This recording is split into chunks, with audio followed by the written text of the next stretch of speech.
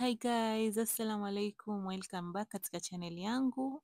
Na kwanza kabisa napenda kuwatakia Waislamu wote Ramadhan Karim, wasom makbul. Leo tutaangalia jinsi ya kupika vibibi vya mchele vya tui vitamu sana kama hivyo unavyoona hapa katika video. Basi kwa kwanza pishi letu la leo utahitaji mchele. Nimeroweka mchele kiasi cha vikombe viwili, glasi 2.5, na mchele nilotumia ni kama huo hapo.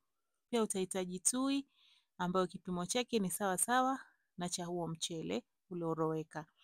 Vile vile utahitaji sukari, utapima kiasi chako. Utahitaji na iliki pamoja na hamira.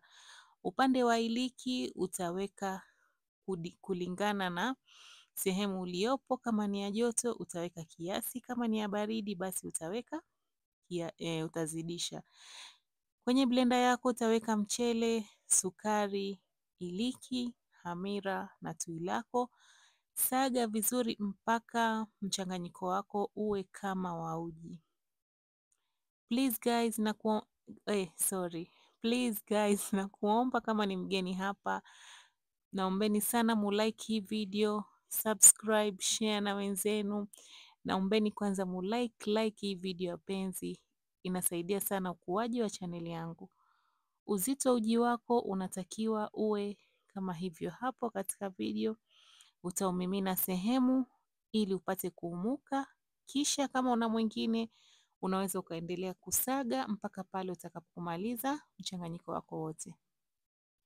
Koroga vizuri, na baada ya koroga vizuri funika, weka pembeni kiasi cha jisaji moja ama mpaka pale utakapokuumuka. Please guys, like hii video, naomba sana like hii video wapenzi, na ushare kwa wapendao. Na kama una method nyingine ya kupika vibibi vyako, please nakuomba utujulishe hapo kwa comment section. Baada ya hapo, kama unavyoona uji wetu umeumuka vizuri, upo tayari kwenda kupikwa. Teleka pani yako jikoni. Nimetumia non-stick pan na mimi napendelea vibibi vikuwe vinono, sipendi vibibi vyembamba. Utaweka pani yako jikoni, kisha utaanza kuchoma vibibi vyako kama hivyo hapo katika video.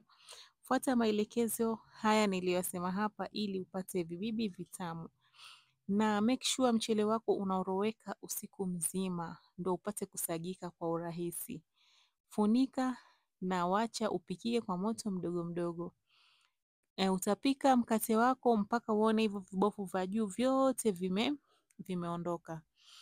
Kama nilivyosema, siri ni kuroweka mchele wako kwa muda mrefu, yani roweka mchele wako muda mrefu sana upate kusagika vizuri na upate kuchambuka. Na pia nimekuja kugundua siri nyingine. Ukitaka nazi yako itoe tui la kueleweka, zikune nazi zako vizuri, kuna vizuri kwa kutumia mbuzi, kisha saga na blender. Utapata nazi tui zito sana. Baada ya hapo basi utaflip mkate wako, kisha utawacha uive, na baada ya hapo enjoy mkate wako kwa chai ya maziwa nzito, kwa chai ya tangawizi ya rangi. Hope mumeipenda hii video. Please naombeni support yenu kwa kulike, kusubscribe na kushare kwa wapendao. Na kama utajaribu hii recipe, naomba unitag katika Instagram yangu, natumia Najla's Kitchen. Kwaherini na wapendeni sana, na watakieni saum makbul. Bye guys.